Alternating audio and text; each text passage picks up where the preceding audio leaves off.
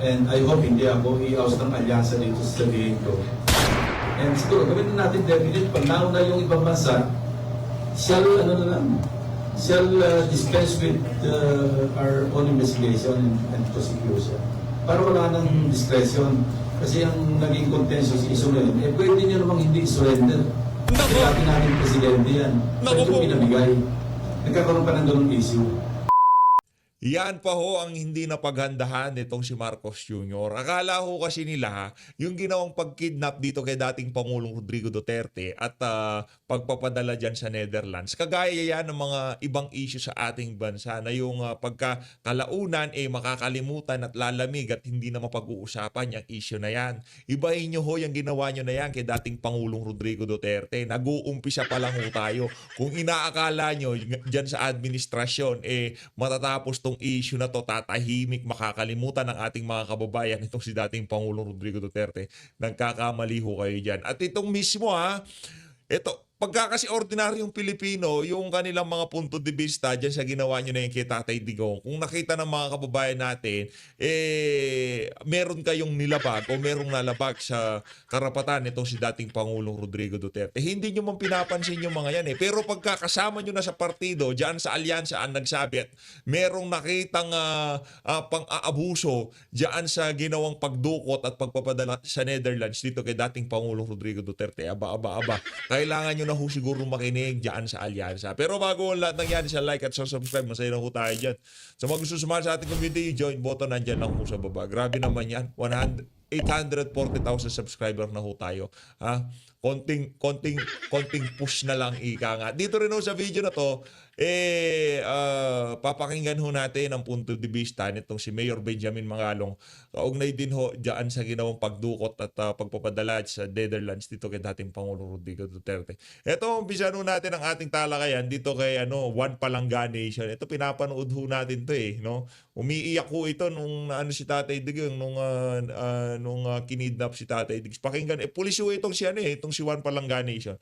Pakinggan ho natin kung ano ba ang war on drugs sa pananaw ng isang law enforcer noong panahon nitong si dating Pangulo Rodrigo Duterte. Kasi hindi maintindihan ng iba nating mga kababayan kasi karamihan sa mga yan, yung mga hindi makaintindi, meron silang kamag-anak, meron silang kakilala na gumagamit ng ipinagbabawal na droga at nagurgur noong war on drugs itong si dating Pangulo Rodrigo Duterte. Tama akong sasabihin ni One Palangga Nation dito. Noong pumasok kayo sa droga, alam nyong illegal yan. Pagka illegal, hahabulin kayo ng pulis. Pag nagkaroon ng habulan at nanlabang kayo, wala, talagang paplakda kayo sa karsada. Pakinggan natin to mga kababayan. Diba kasi kuya yung pakiramdam ng may backup na parang sinabi naman ni Presidente Duterte pagka ito na tigras ko diba? Pasaway ka sa bayan diba? Sino ba ang pinoprotektahan ng pulis? Diba? Sino ba ang kaya nga tayo law enforcer kaya nga tayo for peace and order So ang pinoprotektahan natin is yung mga civilian natin, yung mga mamamayan natin. Correct. May narinig nga ako dyan kuya Ako wala talaga akong magalit baka antalo ako ng mga adik, wala akong pakialam sa inyo. Bahala sila dyan. Kuya, may narinig nga ako dyan kuya Yung pagiging adik nila, it's their choice. Ayun. Choice nila yun. Natin sila. Sige. Choice nila yun. Bakit hindi ko maintindihan dito sa ibang Pilipino, bahala kayo sa buhay nyo, bakit ba kayo protekta sa mga adik na yan? Choice nila yan na maging adik sila. Bago sila tumikim at tumithit, choice nila na tumikim at kung hindi tumikim.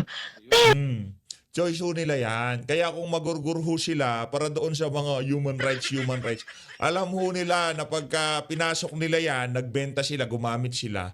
At pagka hinabol sila ng pulis, lumaban sila, talagang matitigok ho sila. Yung mga biktima ng mga yan, choice ba nila na maging biktima sila ng mga adik? Agree. Tama. Nila choice yun. Kaya, kuya, ibang-iba kung tatanungin mo ako nung panahon ni PRRD tsaka ngayon, kasi naabutan ko naman malayo. Malayo talaga. Sobrang Malayo. At saka ramdam natin yung kumpiyansa, tama ba Palangga, no? Yung kumpiyansa Yes. ng taong bayan na lumabas sa gabi, araw, kumpiyansa sila talaga. Totoo, kuya. Isa pa yan. Tapos, dati pa cellphone ka pa dyan sa before yan. Buti kung may mga block kayo dyan. Eh ngayon, mag-cellphone ka dyan. Ewan ko lang kung makauwi ka, hindi kayo maiyak. Yun ang masakit na katotohanan po dyan. At saka mas matindi pa, palangga, may nakikita tayo na dahil na po mismo, ang Pangulo ay sinasabi niya na, ito ba yung nakakababa ba ng moral ng ating mga kapulisan at ang taong bayan? Yung, diretsahan tayo dito. O drug test. Kasi tama sinasabi nga ng isang minsan mga sambayan ng Pilipino, pag mag-apply ka ng gwardya, ang trabaho, gwardya, o ano man ang trabaho, parang hinahanapan kaya palangga ng drug test muna, di ba? Drug test. Oo, hindi ko nga alam ito pa isa pa kuya. Itong sa LTO na to, hindi ko alam kung kaninong panahon nagtanggal ng drug test ito. Wala nang drug test ngayon? Wala na rin? Wala na! Di ba? Kahit sino na lang pwede. Yun ang magiging epekto. Yun napakasakit kasi. Napakasakit ngayon dyan. At ito ngayon, ang punto natin dyan, na talagang nagiging mababa ang moral ng ating mga kapulisan, ng ating sambayan Pilipino, kung mismo tayo talagang hindi tayo, ang ating ang Pangulong natin, talagang naging mahina sa kampanya dito. Kanila kasi dyan kuya talaga, the people should understand din yung mga ibang pulis. Kasi, syempre, bilang pulis, hindi ko talaga free na magpahayag. Kasi Correct. bilang isang pulis, dapat neutral ka lang Pero alam naman natin kung ano nasa puso ng mga pulis. Oo. Alam mo natin yan. Sigurado yan. Sigurado. Oo, sigurado. Yes. Alam mo, kuya, sa totoo lang, pwede kong isend sa'yo yung mga PM sa akin ng ano mo na lang yung mga pangalan nila para hindi makita, no? Na nakikiusap nila sa akin, sabi palangga, mate, ikaw na lang pag-asa namin, alam mo na ang puso namin kay Tatay Digong. Alam mo na hindi kami pwede magsalita. Ipaglawan mo si Tatay Digong, wag mo siyang nakakaiyak, kuya, nakakaiyak na. Yung mga classmate ko na nag-ano sa akin ng ganyan. Kasi syempre, kuya, at least ako, kung matanggal ako sa trabaho, vlogger ako. Syempre sila, kuya, pag natanggal sila sa trabaho, wala silang trabaho. So, alam mo yun? So, nag-ano sila sa akin na, bahala ka na, ikaw nang alam mo puso ng pulis, alam mo na So, ako naman, kuya, in my part, hindi ko naman din, pwede silang eto pinapost ng pulis to, pinapasabi ng pulis. Siyempre, pinoprotektahan ko din sila. Pero kung tatanungin mo talaga ko, siguro 99% ng pulis naging masaya talaga sa panahon ni Tatay Digong. 99%. Ang maganda yung sinabi mo dun, kasi yung pagiging talaga, dinidibdib nila Ramdam mo, kumbaga dinidibdib ni President Duterte, former President Duterte, ang kanyang trabaho. Ganon din ang mga kapulisan. At saka ramdam mo yung mga kapulisan. Ito, sabihin natin na lahat sa ngayon ilan, pero marami talaga. Parang ramdam mo yung respeto yung respeto sa mga sibilyan, at saka respeto ng sibilyan sa mga kapulisan. Police. Sabi ang taas. Oo, sa pulis. Oo. Ako, kuya, hindi ko sinasabi na maraming mga pulis ngayon na gumagawa ng hindi maganda. Hindi ko sinasabi yan. Yes. Ang sinasabi ko, nung panahon ni Duterte, takot na takot yung mga pulis gumawa na kahit konting kababalagan. Yun na nga ho yun mga kababayan. Hindi ho kasi makapagsalita yung mga pulis ngayong mga panahon na to. Dahil nakita nyo naman ho yung ginawa doon sa pulis na nagsalita kaugnay doon sa ginawang pagdukot kay dating Pangulong Rodrigo Duterte. Inciting to sedition ho kaso noon. No, yung nag-viral na pulis na nag-live habang nagda-drive. Na kung saan sinasabi niya kahit na utusan siya, kahit ng presidente pa, kung alam niyang mali, hindi niya susundin. Kaya nga iyan ho ang nangyayari ngayon. Maraming mga pulis na talagang suportado ho nila ito si dating Pangulong Rodrigo Duterte. Di lang ho makapagsalita dahil nga kakasuhan ho sila ng administrasyon itong si Marcos Jr. Lipat na ho tayo dito kay Ping Lacson. Kahit pa paano, meron naman hong matinong sinabi dito si Ping Lacson. Pakinggan ho natin to. Thank you din. Alam nyo, nung interview na po ni successor sa, I think this was last Saturday, ang pinagandaan ko talaga yung topic ICC, hindi naman niya tinanong. So, memoryado ko pa yung title noong 9851, An Act Defining and Penalizing Crimes Against International Humanitarian Law, Genocide, and Crimes Against Humanity, Organizing Jurisdiction, and designating special force and for other purposes. Tama ba? Tapos Section 17, ano, sabi nyo nga tentative, hindi to definite, hindi mandatory. At sinasabi doon na yung isang state na kung saan nandun yung citizen na subject ng warrant of arrest ng ICC, parang sinasabi sa Section 17, may dispense with the investigation and prosecution of that citizen kung meron na nag-initiate sa ibang country, not only ICC, but any foreign country na nag-initiate, pwede siyang i-extradite. Sa ICC naman, medyo definite. Wala akong pakialam kung kinidnap nyo yan, basta nandito na sa amin, may jurisdiction kami dyan. Wala kaming pakialam kahit kinidnap nyo yan. Diba, Senator Ping?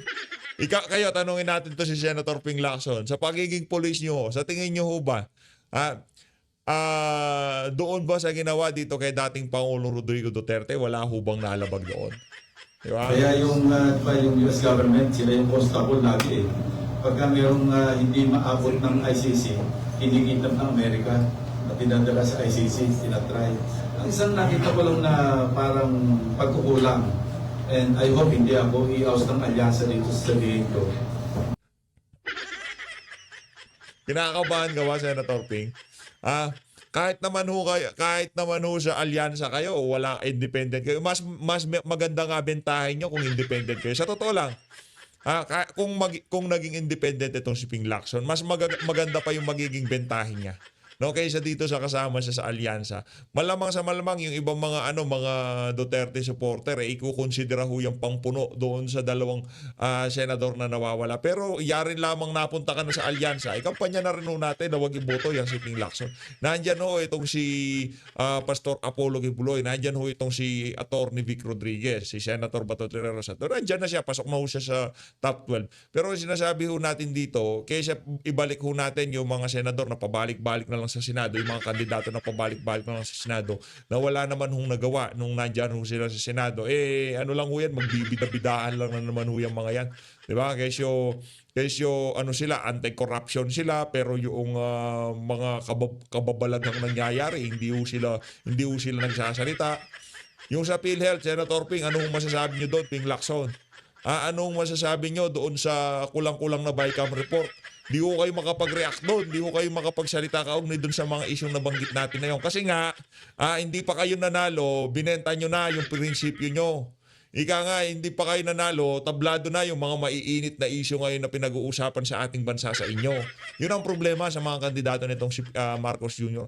Kailanman, hindi ho natin sila maaasahan pagdating doon sa mga issue na kailangan pag-usapan ngayon sa ating bansa. Kulang-kulang na BICAM report, yung kinuwang pondo sa PhilHealth, talamak na korupsyon, yung ginawa, yung AX tupad, yung kung ano-anong ayudang pinamimigay nila, di ba? Hindi ko sila magsasalita dyan dahil proyekto ho yan ng administrasyon. Ika nga ho nitong si Claire Castro, mahihirapan na daw ang pamahalaan na tanggalin yung mga proyekto na yon kasi nasanay na sa bayan ng Pilipino yung mga benepisyaryo ng mga naturang ayuda na yan. Pero wala naman ho yan eh. Ika nga, kahit na nasanay na sa bayan ng Pilipino, kung marami naman oportunidad, ika nga, maraming trabaho, maraming pwedeng pagkakitahan, kahit tanggalin ho lahat ng ayuda na yan. Sa tingin ho natin, mas pipiliin pa rin ng Pilipino na magkaroon ng marangal na trabaho, marangal na pagkakakitaan kaysa dyan sa mga ayuda na yan. Ang dating parang nanlilimos ka doon sa mga politiko. Pumipila ka. Di ba meron na nga nagurgur dyan na senior citizen? Pinapila ho ng kahaba-haba. Anong nangyari? Ayun, na heat stroke. Ayun, nagurgur mo. Kawawa naman, di ba? Yung mga kababayan nating OFW, mga senior citizen, wag ho kayong pipila, no? Lalo na pagka mainit para lamang makadaupang palad ho kayo ng mga politikong mamimigay ng mga ayuda na yan. Maliwanag pa ho sa sikat ng araw, talagang ginagamit ho nila yan sa pamumulitika nila. Kasi may nabasa ako na isang nag-undergo ng trial. Inabot siya ng 8 to 10 years yata, including appeal. Kasi in-appeal niya, na-convict siya sa ICC, sa court. Kasi in-appeal niya sa appeals court, na-acquit. Walang provision ng ICC sa compensation. So kawawa yung tao kasi acquitted, nakulong ng 10 taon, siyempre nawala ng opportunity na magkaroon ng income, and yet walang compensation. Siguro pwede nating, I'm sure, magagalit sa akin yung mga biktima ng EJK, pero siguro magkaroon tayo ng batas na kung merong mapunta doon at ma-acquit, Philippine government na yung mag-compensate kung ano man yung commensurate sa kanyang lost income or lost revenue. So, isa yun sa naisip ko na pwedeng. And siguro, gawin na natin definite, pag nauna yung ibang bansa, shall dispense with our own investigation and prosecution. Para wala ng discretion. Kasi ang naging contentious issue ngayon, pwede nyo namang hindi surrender.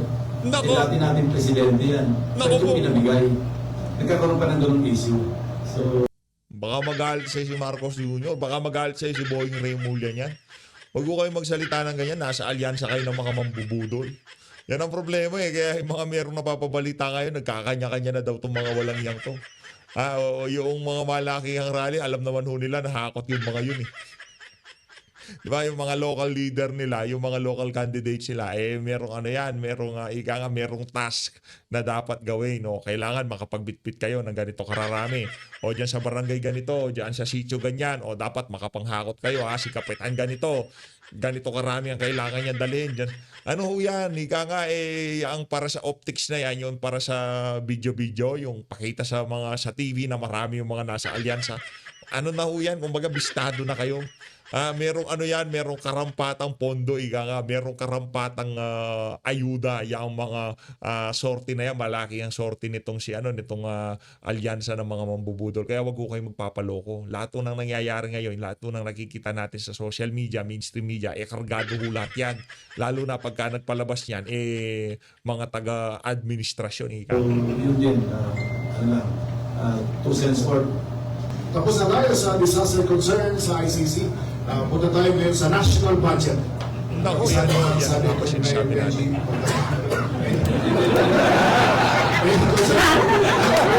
Palakpakan ho natin to si Mayor Benji.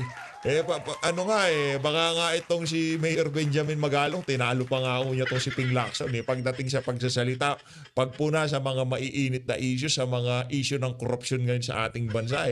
Mantakin mo yun, naging senador ka na't lahat-lahat, mas rinirespeto pa nga yung mga panahon na to itong si Mayor Benjamin Magalong kaysa sa'yo. Palakpakan natin itong si Mayor Benjamin Magalong. Yung kay Ping Lacson, wala akong kumbaga, nasingit lang yun, pero ang highlight ho natin dito sa video na to, syempre ito si Mayor Benjamin Magalong. Siya lang naman noong pumupuna doon sa mga 7-7 scheme, doon sa AKAP, yung pondo ginagamit ng ginagamit para sa 2025 election. Siya ho lahat nagbubulgar niyan. No?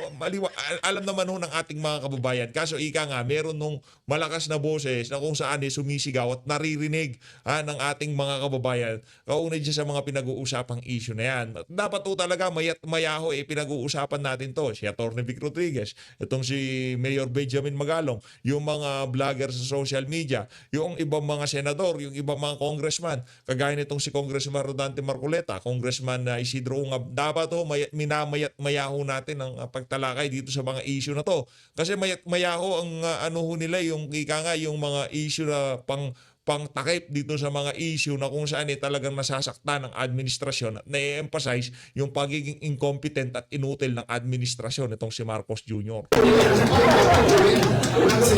Palakpakan yan. What's the basic link na pwede nyo itanong? Sir, kinas ko na yung baton sa kanya. Sa pagtali sa national budget, mas kapisado niya na ngayon kaysa sa akin. Kasi nakalimutan mo Lacson, di ba? Di ba dati kabisado mo yan? Yung sa appropriation, yung sa, yung sa bike cam, di ba? Kabisado mo yan dati. Kaso nung napasama ka sa alyansa, nakalimutan mo lahat. Yun totoo doon.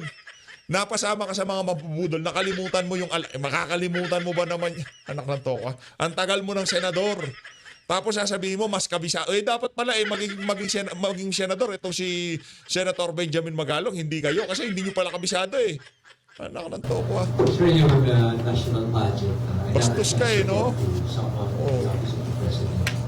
Actually, the top rank personalities office of the president. He was explaining to me yung issue regarding the budget. At binanggit niya ngayon yung resulta ng BICAM at yung GAA. Ay yung net pala at yung BICAM. So nag-comment sir ako na ang laki ng discrepancy. Sabi niya, actually, Mayor Benji, in this discrepancy, is a different animal. So, ang tanong ko ngayon, sir, is, ano ba talaga, sir, ang nangyari doon sa BICAM? Sa inyong pananaw, because I'm pretty sure, sir, na with all your connection and all your networks, alam ko, sir, alam ninyo kung talaga nangyari doon sa BICAM. Ano ba? Kasabihan na to, yung Bicameral Conference Committee, yun yung third and the most powerful chamber. Kasi dalawa ng chamber, bicameral tayo. Lower House at saka yung Senate, Upper House. Pero kasabihan na yan, ang third chamber and pinaka-powerful na chamber, BICAM, especially sa national budget, yung General Appropriations Bill. And na-highlight Masyado mo po pala eh. Yan ang problema. Pagkakargado kargado ng suporta ng alyansa, kailangan kalimutan yung mga nalalaman. Tama ho ba, Senator Ping? ito din sa 2025 budget na imagine, paano papasa sa floor yung pag-ratify? Kasi yung BICAM, nila-ratify lang yan. Na wala nag-point out na may mga blanco. Eh yung mga members, ba't sila nagpirma ng blanco? So dalawa lang yung tinitingnan dyan. Kung yung blanco kasama sa enrolled bill, kasalanan ng Malacanang. Sino nag-fill up? Sila nag-fill up. Eh, inamin na rin nung vice chairperson ng APRO, si Congresswoman Limbo, na kumpleto yung enroll bill, fill up lahat yung ano. So, ang nag-fill up doon, at tinuturo niya, technical working group. Aba, meron na palang 4 chamber. Technical working group na Komisyado mo naman pala. Ikaw pa-virginipe ka pa kasi. Yan ang problema dito kay Senator Ping Lacson. Yan ang isa sa mga dahilan kung bakit kailanman hindi na ho kayo mababalik sa Senado. Mantakin nyo, tinalo pa ho kayo ngayon ito si Congressman Rodante Marcoleta. Bakit? Bakit tinalo kayo ng mga kandidato nitong si Tatay Digong? Ang dahilan kasi sila nakikita ng ating mga kababayan na tinatalakay nila itong mga maiinit na issue na to. Sa tingin nga ho natin, kung wala dyan tong si Mayor Benjamin Magalong, di man lamang magsasalita yung ano na yan. Yung Lacson na yan. Di man lang tatalakayin yung issue na yan. Kung wala yun dyan si Mayor Benjamin Magalong, unang salvo pa nga niya, sabi niya gano'n, mas kabisado niya na ngayon sa akin yung national budget. Paano nakalimutan mo na dahil nasa alyansa ka? mas powerful pa sa third chamber na used to be the most powerful. Imagine, hindi naman mga members ng Congress yun. Paano sila mag-a-amend? Ang inamend pa nila, hindi yung Senate version, hindi yung House version, parang effectively inamend nila yung bicameral report. Kasi sila nag-fill in the blanks eh. So, baka ma-subjudice tayo, kaya tigilan na muna natin. Kasi nandito ngayon yung mga justices, pero silang oral arguments bukas. Alright, going back to combating poverty at the local level, Mayor Benji. Sure, my question is related to the relationship between poverty and corruption. So, there's no doubt there's a direct correlation. Pero magkakwento muna sa ako. Sabi nga nila, ano yung pagkakaiba ng ordinary team at political team? Pag ordinary team, pag kinakawan ka, sasabihin mo sa kanya, tatawagin mo siyang hayop ka sa pumatay ka. O kaya sana makulong ka habang buhay. Pero yung political team, pag ginakawan ka, ang tawag mo sa kanya, honorable. Kaya siya sa akin, tinatanggal ko na sa yung honorable sa akin. Ayaw ko siya tinatawag ako honorable. Ngayon sirang Si Lacson, honorable. Honorable Senator Ping Lacson. Yan mga ano niyan. Kailanman di magiging honorable yan. Diba? Best President niya si Noynoy Aquino. Best President mo, Noynoy Aquino. Bira. nandito sir tayo, nakalive tayo sir. Kasi ang tinatarget sir nila yung DND na nakakalungkot sir isipin na nung nakikipag-usap sir ako sa ibang mga itong mga grupo na ang lagi sagot nila, mabuti pa siya. Kahit na marami siyang ninakaw, basta nagbibigay. O kaya, ang Bansaris, ninakawan ng 2 bilyon, nakaw ng 2 bilyon, nagbigay ng 5,000, mahal na siya. Ganun sir ang pananaw ngayon. Kaya sir, sana, alive sir tayo, can you explain sir in layman's term, direct correlation between corruption and poverty based on your own mga experiences nyo sir, kasi malawak na sir yung experiences mo. Directly proportional. The higher the corruption, the higher the poverty rate. Hirap sagutin ang sagot mo, Benji, kasi I share your frustration. So, minsan I share your frustration. Ano to? I share your frustration. Parang hindi naman. Ito talaga si Senator Ping, oo. Ito mga kababayan, rekta ho tayo dito kay Claire Castro. Kasi doon kay Senator Ping, doon kay Ping Lacson, parang binubola niya na ho tayo. Same frustration daw. Ay, push. Kundi nga, kung wala nga ito si Magaro, baka di nga pag-usapan niya mga issue na yun. Ito, rekta ho tayo dito kay, kay Claire Castro. Patungkol po sa sa ating paghahanda kung tama man itong tinatawag nating The Big One. So maraming Yo. Yusek, regarding po dun sa Senate probe on the arrest of former President Duterte na nakaschedule po bukas, nabanggit po ni ES na hindi lilitaw yung ating mga opisyal bukas at sinabi naman ni Senator Marcos na yung executive privilege daw po is not blanket, meaning hindi po nito saklaw lahat at pwede naman daw pong kung sakali, kada topic naman yung pwede ninyong i-invoke yung executive privilege, hindi yung outright, hindi sisipot yung ating mga opisyal. Ano pong masasabi ng Malacanang doon? Opo, gusto lang po natin liwanagin. Sinabi po ni Senator Amy Marcos na tanggap po niya ang liham, ang letter mula sa opisina po ni Executive Secretary noong March 31 ng gabi. So as of March 31 ng ating press briefing ay wala pa pong nagiging desisyon patungkol po dito. So yan po ay liliwanagin lamang po natin. Pero yun nga, sabi po ni Senator Amy Marcos, natanggap po niya yung letter ng gabi na po ng March 31. At ayon nga po sa napagdesisyonan, alam na po ng mga cabinet members natin, ng mga cabinet officials natin, na sapat na po. Sa kanilang pananaw ay sapat na po ang kanilang mga nasabi, na ibigay na facts, mga data. Anong sapat na? Hindi para sa inyo magsasabi na, sabagay, sapat na, nabisto na sila. Tama naman. Sapat na nga ho yung mga ilinabas nitong si Boying, nitong si Gibo, yang si John Vic. Sapat na nabisto sila na talagang maraming nalabag sa ating saligang batas doon sa ginawa nilang pagdukot dito kay dating Pangulong Rodrigo Duterte. Sapat na. Sana unang hearing sa ni Senator Amy Marcos. At grabe Senator Amy, pinangungunahan ka nitong si Claire Castro kasi sapat na daw. Sapat na ho ba talaga? yun po, at sa tingin po namin ay sapat na po considering the fact na nagkaroon na rin po siya ng kanyang preliminary findings. So, yun po, at hindi po natin masasabi na hindi naman po tinugunan ang mga katanungan kung ito po ay in aid of legislation. So, malamang po ay sapat na po ang mga nasabi ng ating mga cabinet officials para makagawa na po siya ng kanyang batas patungkol po dito. Sabi ni Senator, it would have been an opportunity daw po sana sa administration to prove na walang tinatago ang inyong administrasyon hinggil sa pag-aresto. Wala naman pong tinago dahil sapat na po yung napakahabang oras nung unang hearing para po Ito naman si Claire Castro, hindi naman ho para sa inyo ang magsabi. Wala naman ho kayo sa Senado. Hindi naman ho kayo si Senator Amy Marcos. Hindi naman ho kayo sila nagpapatawag, sila magsasabi kung sapat na o hindi pa sapat. Malay nyo ho, meron pa silang itatanong, di ba? Meron pa silang ipapapanood na video, di ba?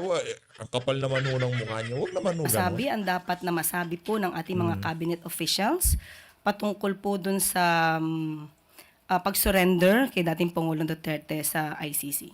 Pag kidnap, she said sabihin she mo, would pag surrender. ask for reconciliation. Mali na So naman obviously, eh. will there be a change in the stance of Malacanang with regard to this? And looking forward, magiging ganito na po ba yung magiging patakaran kapag may mga hearing na may kinalaman sa administrasyon? Tignan po natin kung ano po mangyayari kung siya po ay nag-a-ask ng reconsideration. Wala pa pong tugon dito si E.S. Bersamin. Next question, Ann Soberano, Bombo Radyo.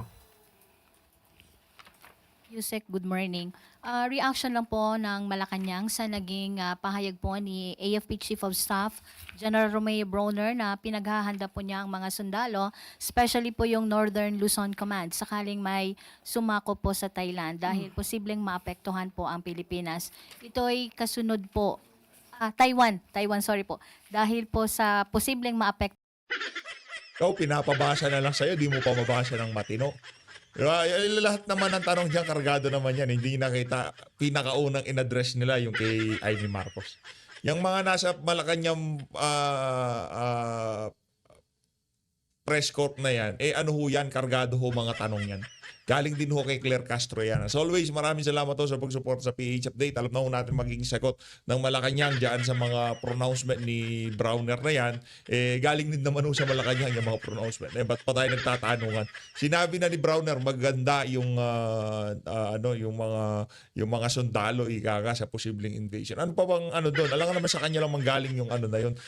Yung pinanggalingan ng utos galing kay Browner, tatanungin nyo naman ang Malacanang na sila naman nagutos kay Browner. Tatanganin ng mga kumbaga pinapaikot-ikot tayo. Pag-usapan natin dito kung maibabalik ba yung kinuhang pondo sa PhilHealth. Pag-usapan natin dito yung kulang-kulang na BICAM report.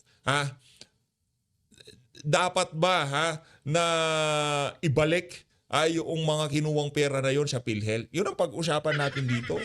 Pero yung mga bagay na yan, mga diversionary tactics, ika nga, pati yung kay Lisa Palaka, diversionary tactics din yan. Lahat ng pwede nilang mapagkunan ng issue ngayong mga panahon na to dahil wala na si Tatay Digong, umuusad na yung confidential fund issue, pero susundot pa rin yung mga yan, lalo na yung si Ortega, yung issue ng yung laman ng confidential fund. Maya ho, talaga, pinanalo na sila ng mga Duterte ngayon sa kanilang pagiging incompetent, sa pagiging walang silbi nila sa gobyerno. Ang ginagawa pa ho nilang pangtapal sa mga kapalpakan nila yung mga nagpapanalo sa kanila. Maraming salamat to sa pag-support sa Page Update. Mag-ingat po kayo lahat. Mahal natin ang Pilipinas.